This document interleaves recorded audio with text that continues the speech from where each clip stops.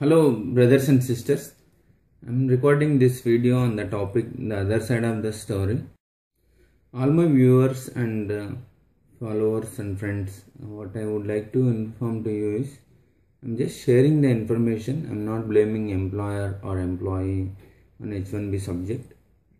You have to know a few things. Have you ever heard an employee H1B or a candidate, it might be H1B or green card or anybody, candidate, attended the interview, take the job confirmation and vanishes after that, get a job offer and then never come up with the job or to the client location. I'm speaking on the employer's perspective. You have seen how H1B employers take the money in India and year one. Second, let us see on the employer's perspective or employee who employ Indian employees, especially Desi H1Bs. Handling them is not a joke. How they ditch Indian employers is what you are going to see in the next few minutes. So we attend technical interviews, but we don't turn up. What about the employer and client relations? We, in the sense, the subcontractors, like for example, subcontractors, that is, you are not on the W2 of that company, then you are a subcontractor. What happens if you select either telephone technical interview or in person, but you are unavailable to this middle prime vendor or the layer? Then what happens? Their fate, right? So they lose the contract with the client. So they will end up paying money, or they won't get their payments, or those issues. Such cases, the clients may blacklisted those companies and they may not deliver any future requirements. And so they lose finally the relations with the client. So to make it lawful, what they make is they take it a caution deposit from the candidate, H1B fees, or for example, here it is student, international student and OPT or CPT. Here is an Indian employer. So they take a caution deposit so that you will not run away after you attend the client interview, right? Okay, for example, this is a prime vendor and here is the client. So the problem is, if you attend interview to the client through this guy, so you are a subcontractor, right? So if you vanish, so they are gone, right? Last minute or in the middle of the project you skip. Mostly the problem with the H1BCs, they tell lies instead of tell honestly. They got another client full-time job. Most of the cases, they kill somebody in the family for lies, to tell a lie saying that somebody died, I'm rushing to India, or somebody died, so they don't take up the jobs. That's how, why so many lies?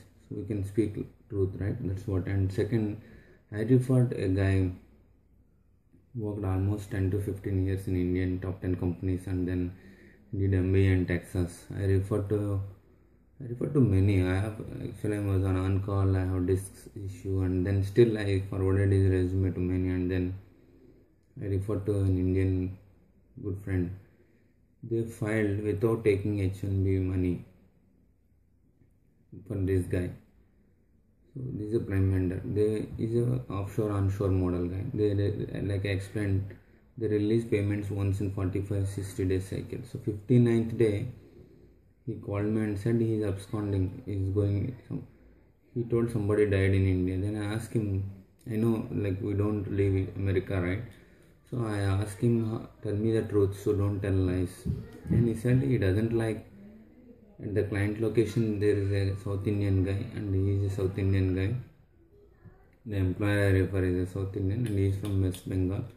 So I don't like to work with South Indians, so I'll look for another client full-time job. So he would have stayed at least one day to get his entire life cycle completes for the payment of this onshore offshore model. the client also will be at the soup, right? So that's over. Secondly, I block his email. Even he starts sending stupid emails to me and this guy. What are we learning from America? We have to learn equality, EO, humanity, American work culture and all that, right? So H1B is a cheap labor. That's the reason America invites them. Though it's highly skilled labor, but it is a cheap labor here. That's what. And we have to work on par with the American clients. And to quote second example, in Montana, I went to a mall. The printer gets stuck and I was standing to pay the money. So I thought of trying to help them, but already somebody is working there. So the moment I look at the printer, the supervisor came and then said, "Don't work like Indians, two guys at one job." So you have to remember, we have to learn and update into the job market on American standards of working. One thought. See, again, I'm sharing information, my experiences. You don't need to get hurt. And the third is, suppose you are in India. Okay, I am here, Kumar. So we just introduced by email or whatever. I don't know you, but I referred.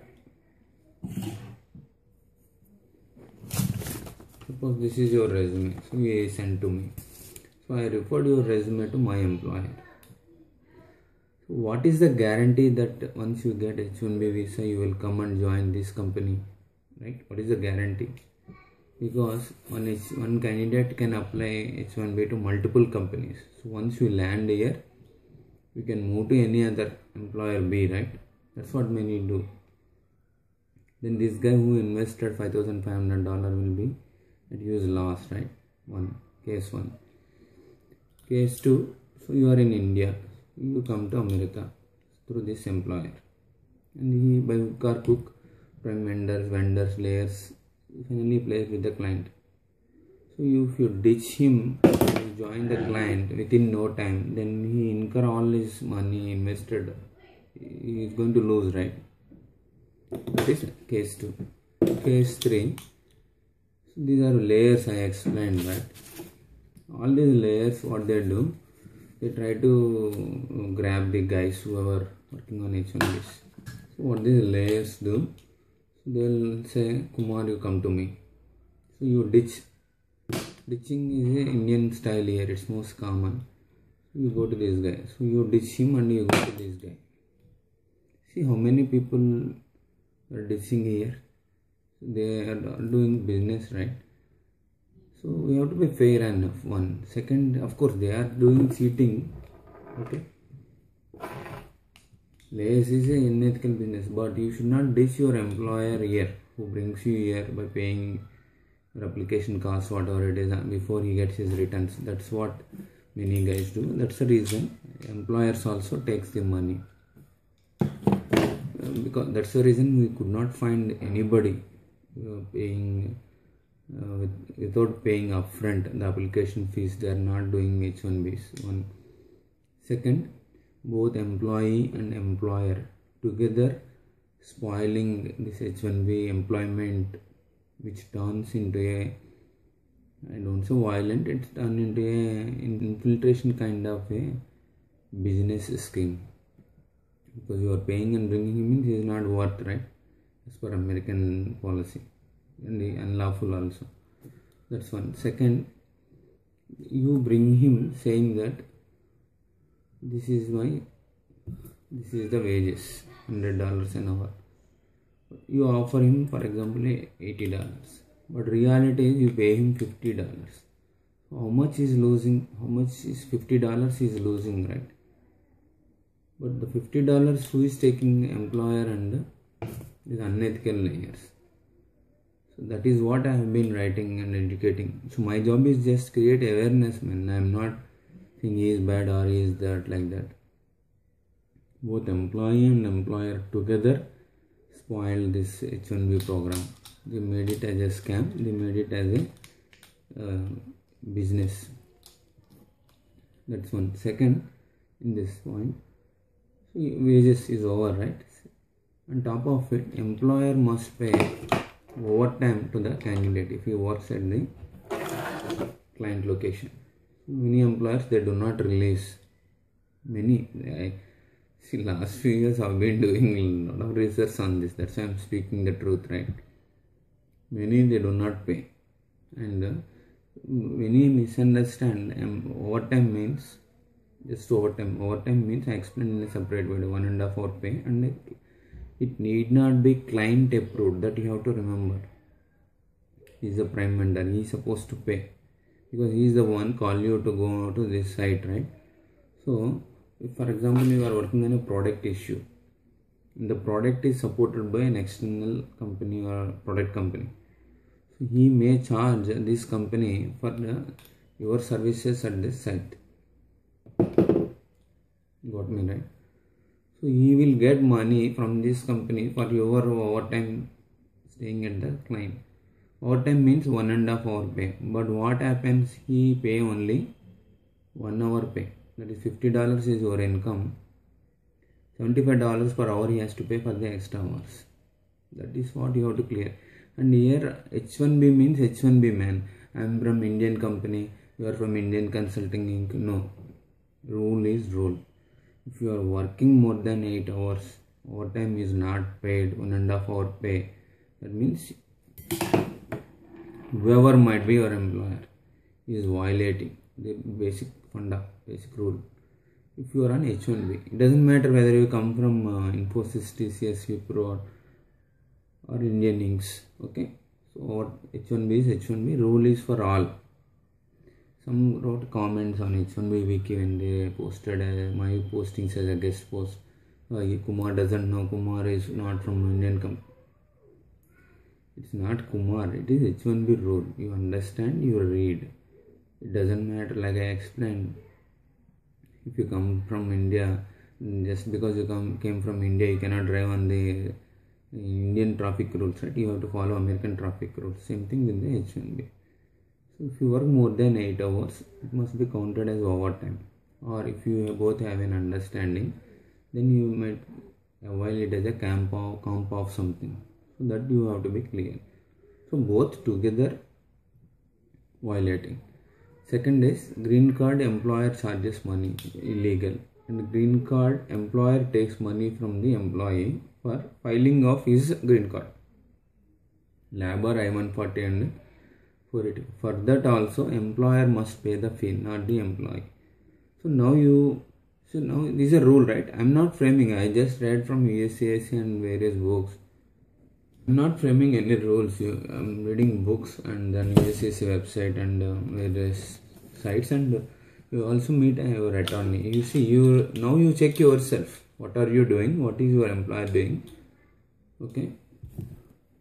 What is the book saying? That's it. Book rule. You have to follow. In America, for everything they follow book rule, man. You cannot violate.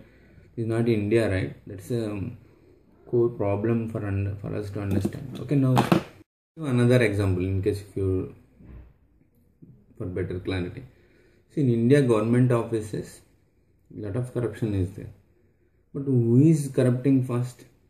Is it a citizen or the employee? It's a citizen, right? I want something else to be done very quickly. Then what I do? If I go to government office, I give money for my things to be delivered because the procedures are lengthy or lazy, whatever it is. Same thing here, H1B and employer, both together giving money, he is taking money. If he doesn't give money, once he come here to America, he will abscond. As simple as that. So that is what I am sharing my experiences, observations and writings. One video I explained, and my friend, good colleague Ravi also explained, including me. I am not saying we are great. 80% of 65,000 of H1Bs come every year since 2001. So far 8 million H1Bs are here. 80% of the 65,000 every year are junk, are not worthy. 20% of them are worth. Okay, that is fact that you should know. If you are honest employee, your employer is cheating, then you have to go to Department of Labor to complain if OT is not paid, salaries are not paid, or any other issues, any cheating disputes. Then you can the next step is you can complain, and you can meet any attorney higher, and in case if you have disputes with your employer. If you are not honest, your employer is honest, then he will revoke. He has a right to revoke or cancel your H1B visa. So if both good, life is good here. Both bad, America, it affects H1B program and it affects America. Right? Say if you invite two guests to your house, if both of them kill each other, it's your headache, right? So nonsense, nuisance, whatever. Same thing here. And if both good, fine. Good for both. Both violate, it's a problem to America. If one bad, then problem to America and both of us. So that is where you have to understand the rules. But if you are honest, if somebody asking money, you have to complain. So you cannot watch crime. Watching crime is also crime, right? So you report it. The local police there and ESCAC or concerned immigration authorities there also. Like for example, a company X is asking money by conducting massive seminars in India. You have to send email or mail to US embassies there, so that if others are going by paying money through that company to US visa interview, then they can verify, right, whether there is a fake client letter or a real client letter. So yeah, that's what. Ultimately, we have to learn honesty from Americans, and we have to perform best optimum level. And another example, some employers in Edison. For example, I'm having 10 to 20 years of experience in India. I come on H1B. Even I want to attend also, no, they only attend the technical interviews for various reasons. So employers are spoiling the market. One. Second, suppose I just did my masters, or I don't know how to survive. So employers force them to take the proxy calls and then push them to the job. So they fire. Second job they may get succeed. Instead, employers must give them enough training, like EMC Boston example I quote. That standard of training they have to sponsor. And employee also must have ethics and morals, honesty, and underwent the training and place them in a job. That's how productivity will be there, right? Otherwise, what is that junk? That's one. Second, employees must not encourage employers to take proxy calls and do all illegal, unethical things here. So we must be fair enough. We come all the way 10,000 miles not to attend proxy calls, not to cheat America, cheat ourselves. So ultimately, there is no, see, my concern is there is no foundation for individuals. So we could not go back and join any Indian companies. Where is the foundation? That foundation you have to build your career. If not, what do you do for your children when you don't have a foundation? So coming to America is not great. Earning money is not great. Even animal dogs also earn money right here. Beggars earn a lot of money. But how do you earn? How valuable your life is? Ethics and morals, that is important. That's what I want to send the message in this video. Thanks for watching this video.